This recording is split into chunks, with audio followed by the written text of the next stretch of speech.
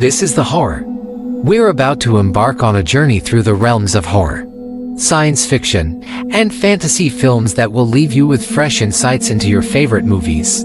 Join us as we delve into these cinematic worlds. Hit that subscribe button and share our episodes with your fellow movie enthusiasts. Guillermo del Toro's Cabinet of Curiosities is a Netflix show, and the first thing, of course, has Guillermo del Toro, famous director, Oscar-winning director of The Shape of Water, well known for Hellboy and many other films.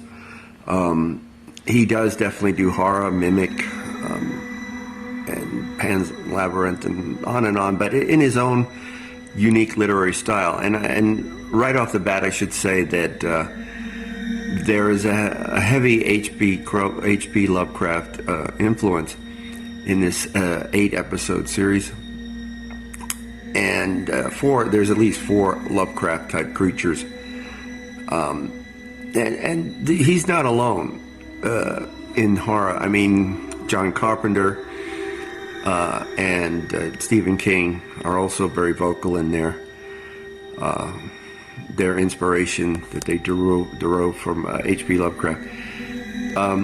So I'm going to just try and cover a lot of the basic people involved, because there's a lot, and just give a relatively spoiler-free overview of the 8 episodes. Without, I might want to do a deep dive later on. The first episode is Lot 36, which stars Tim Blake Nelson. And Guillermo del Toro wrote it. It is directed by one of his main cinematographer and a well-known cinematographer over the last 20 years, and another Guillermo Navarro. Very graphic, gore and horror with a Lovecraftian creature. And Tim Blake Nelson is actually a writer, director, actor, who is in the Marvel Universe, among many other things. He's kind of the homeliest man on the planet. He plays a racist here, who is bitter and vengeful. The second one is Graveyard Rats, and directed by Vincenzo Natali, who has done some horror films. One is Cube, the other is Splice, starring David Hewlett, which is a well-known Canadian character actor. Recently saw one of his earliest films called Pin, where he has an unhealthy and destructive relationship with a cadaver dummy called Pin, and the title pretty well gives you a good idea of what it's about. Graveyard Rats. The third, The Autopsy, has a duo of actors who have an extremely long career. F. Murray Abraham and Glynn Turman is kind of a decrepit X-Files.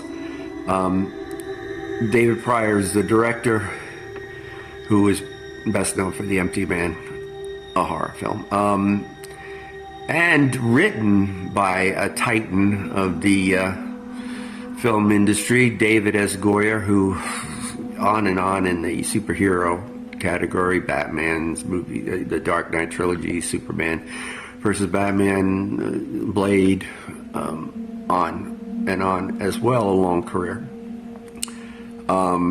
Also extremely graphic, also Lovecraftian creature, quite an elaborate one. The Outside, the 4th episode, directed by Anna Lily Amapour. And She's directed a few things.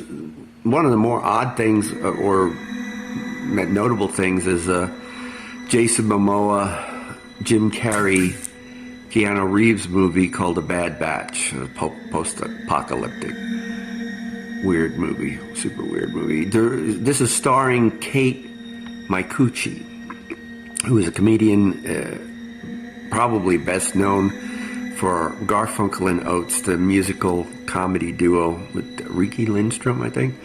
Also an actress. She also makes jokes about her name all the time. Again, I'll repeat her name, Kate Micucci. Martin Starr is in it, who is well known. He's been in all the last 3 Spider-Man movies. And Dan Stevens from Downton Abbey and recent series Legion. One of the more notable and striking of the entries, and I will say this right up front, Kate Micucci's face is an interesting face, and it's used to very high effect. Through much of the show, she is hideous, and there is an opportunity to show her off as very attractive for a short period during the episode. The 5th one is Pickman's Model, which is a H.P. Lovecraft story with one of my favorite actors, Crispin Glover, who everybody probably best knows him for Willard and Back to the Future, but he's well known for weirdness of every kind. American Gods was a recent show that he did. Ben Barnes, Narnia, Westworld, The Punisher, Shadow and Bone. These are all period pieces, one way or another, but the 2 H.P. Lovecraft stories are, very clearly set in the previous centuries.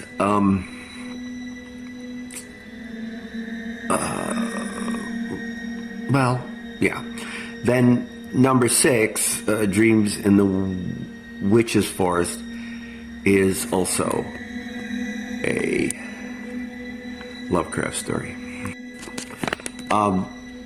And Dreams in the Witch's Forest is directed by Catherine Harwick, who directed the first Twilight and could have directed more of them, but walked away.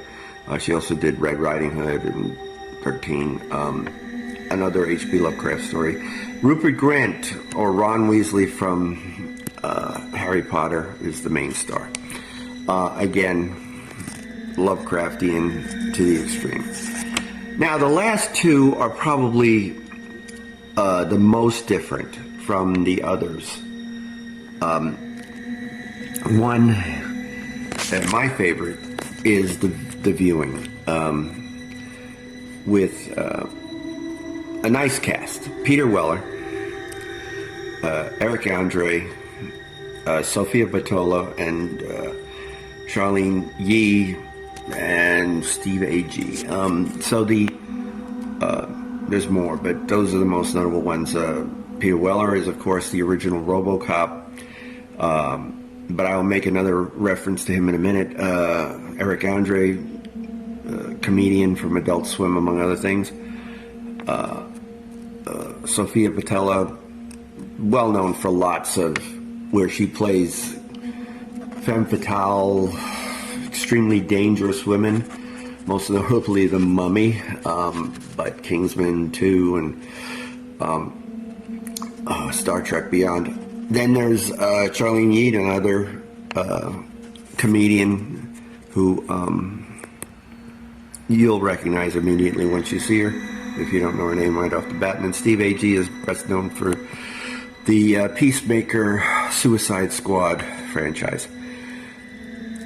So anyway, getting back to this is Panos Cosmatos, who is maybe one of the more interesting directors that has come out in the last 10 years, in that he is completely and utterly outside of the mainstream and is really not comparable to anyone else. currently working or maybe ever working. His style is, psychedelic and psychotronic, whatever you want to say. He's best known for only 2 films at this point. Is Mandy with Nicolas Cage and Beyond the Black Rainbow. The interesting thing about him is that his father is George Cosmatos, and he directed Tombstone and Rambo 2 and Leviathan, which, interestingly enough, starred Peter Weller, who is our main star here. The Lovecraftian creature, but again, the real star here is the director. Amazing talent. And why he's an amazing talent more than any other reason is that he will go places that no one else, I mean literally no one else will go in style. Then the final film is The Murmuring, and that's directed by the director of Babadook, and is also written by Guillermo del Toro. The 2 stars, Essie Davis. I was confused when I first saw this because Essie Davis looks exactly like another actress who's in For All Mankind, but she's known for the Babadook and some other, like a mystery show and such. This is different because it's the most sober, the most mature, the most low key of the whole entries. And the other star is Andrew Lincoln, who is Rick on The Walking Dead. So the overview is that when it's Guillermo del Toro's Cabinet of Curiosities, the most obvious associations you can make is Rod Serling's Twilight Zone and Alfred Hitchcock Presents. Of course, Alfred Hitchcock, another famous, well-known director, and Rod Serling, the main writer and creator of The Twilight Zone.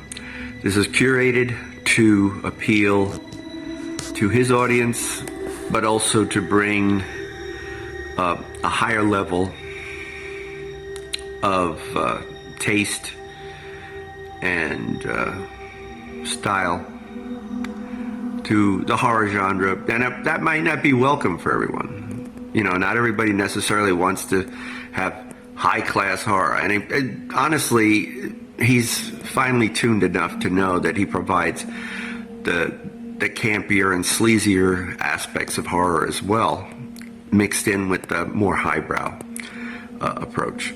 So I enjoyed it. I'm not specifically a horror fan, but I do appreciate all films all across the board, and it's well worth actually rewatching more than once. Guillermo del Toro's Cabinet of Curiosities on Netflix. Thank you for visiting Raven Woods. If you've enjoyed our explorations, don't forget to subscribe and like, and ring that notification bell so you never miss an episode. Stay curious, stay daring, and keep wandering those winding paths of curiosity. We will see you in the shadows.